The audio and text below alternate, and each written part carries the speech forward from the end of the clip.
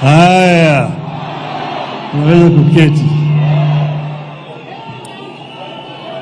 Your Excellency, Mheshimiwa William Samoei Ruto, the President of the Republic of Kenya,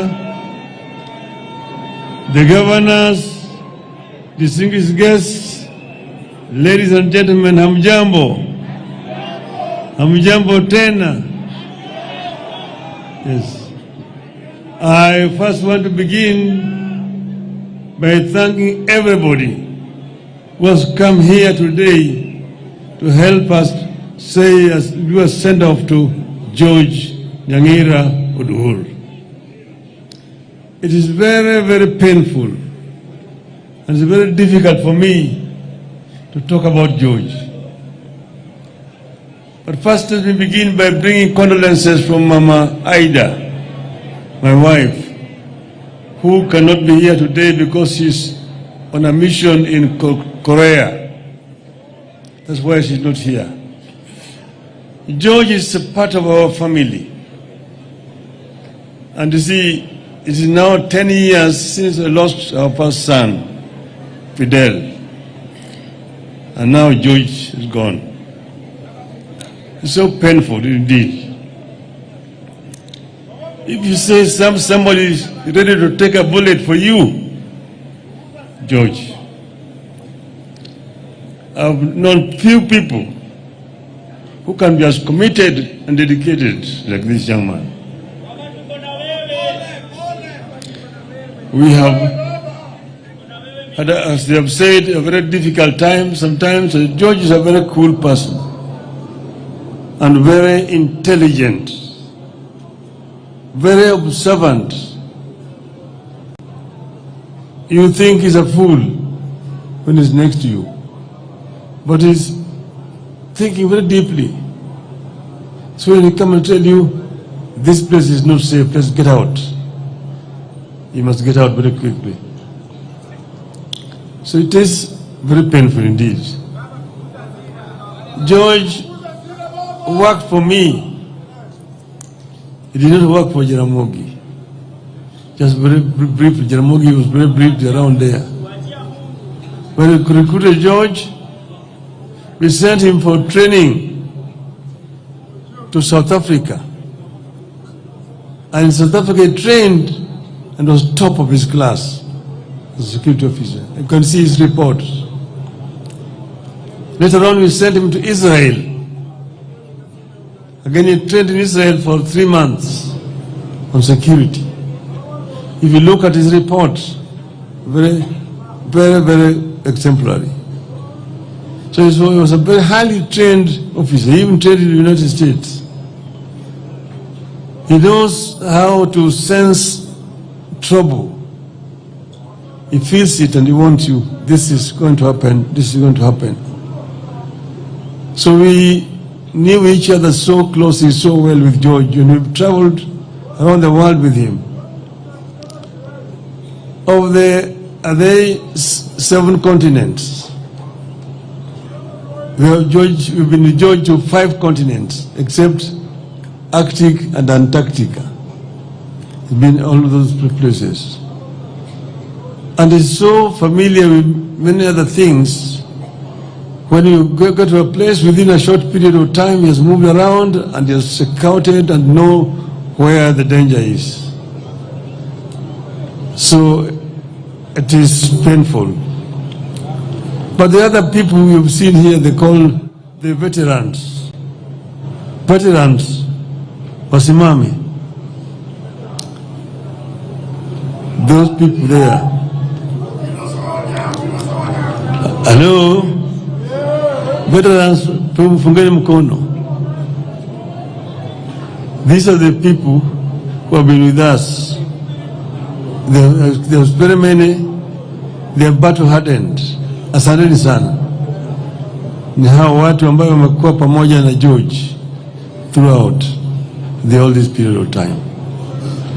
So we have lost a son in our family, and we are very sad indeed. Mama Carol here has kept George. She has looked after George very well. George was all the time very smartly dressed when he came to work. Thanks to Carol. Yeah. So I thank all of you for coming here today. Now today is not my day to make a long speech. I don't want to make a speech. But what niseme hivi, Kenya hii iko hapa na itabaki. Dunia ni daima, lakini binadamu haishi dunia daima. Kwa hivyo Kenya ni moja peke yake. Mpaka tulinde Kenya, vile vile tubadilishe Kenya. Na Kenya italindwa na itabadilishwa na Wakenya, si mtu wengine. Kwa hivyo Wakenya mpaka wasimame pamoja. Yale ambayo tutaki ni ubaguzi. Ubaguzi ya kijinsia, ubaguzi ya rangi, ubaguzi ya kikabila, ubaguzi ya huyu ni mzee, huyu ni kijana, huyu ni mama, huyu ni mlemavu. Hatutaki. Tunataka kuunganisha Kenya wawe kama kitu kimoja. Hiyo ni muhimu sana. Pili, neno yangu ya pili, Junet yari amesema, tulipigania kwa nguvu na dhati tupate katiba mpya. Kuna watu wengi ambao walikuwa hawataki katiba mpya. Sana sana walikuwa napinga sana mambo ya ugatuzi. Ugatuzi. Mmoja akatuambia ati watu wengine wanaitwa governors. To govern what? Kwa hivyo ugatuzi ilikuwa na maadui wengi zaidi. Ndio sababu kuna zingine ambayo hatukuweka. Kuna zingine ambayo ziko katika ile bomas ya kwanza draft. Lakini haziko katika hii katiba ambayo tuko nayo sasa siku leo. Hii katiba is still work in progress. Lakini ugatuzi ilikuwa muhimu zaidi. But devolution is not working, but devolution is still not working properly. If devolution were allowed to work properly, you will see the fruits of devolution. Go to Germany and see how a devolved system works. Very, very efficient indeed. You know, we did not, for example, devolve education. But in most of devolved systems, education is devolved up to secondary school. The reason why we did not devolve devolution was because of NAT. NAT walipinga wakasema ati NAT itakufa kama devolution education is devolved. Tutamobilize walimu kupinga hii katiba. That's why we did not devolve education. But even if it's not devolved, Mr. President, it can be delegated. Some funds can be delegated.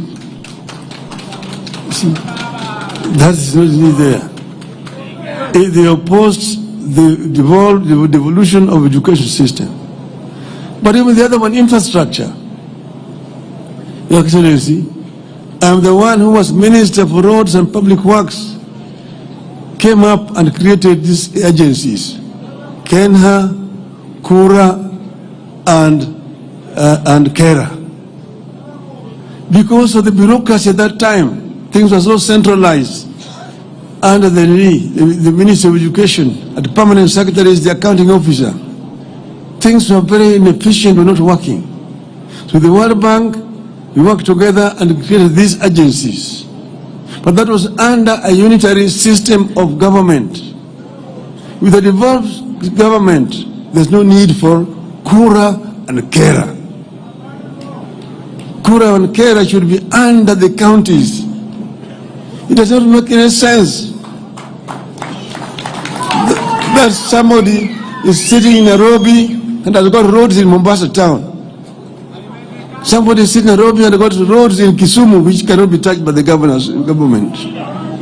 Within Nairobi town itself, city itself, so many roads there are not under Nairobi county government. They're under national government. That's why it's so inefficient. It's so inefficient. Let us devolve funds to the counties. And as I was told the MPs, and I disagree. CDF, national government, give that CDF national government, but to the counties, not to the MPs. So levy. Members of Parliament, Your Excellency, have no business constructing roads. The role of a member of Parliament is clearly stated. Representation, legislation, and oversight. How do you oversight when you yourself are actually implementing?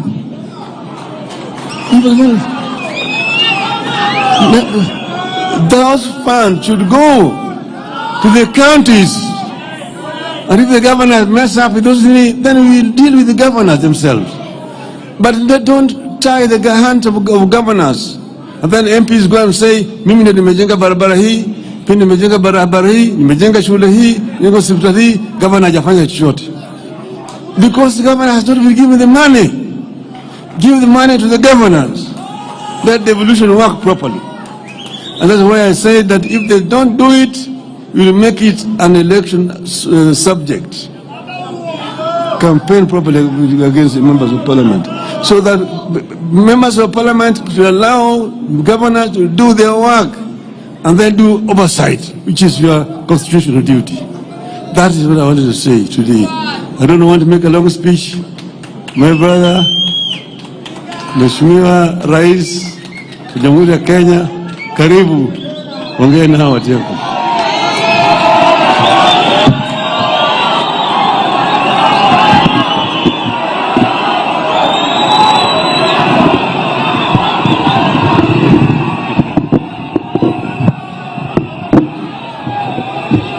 Aya, asanteni sana. Tafadhali tuketi.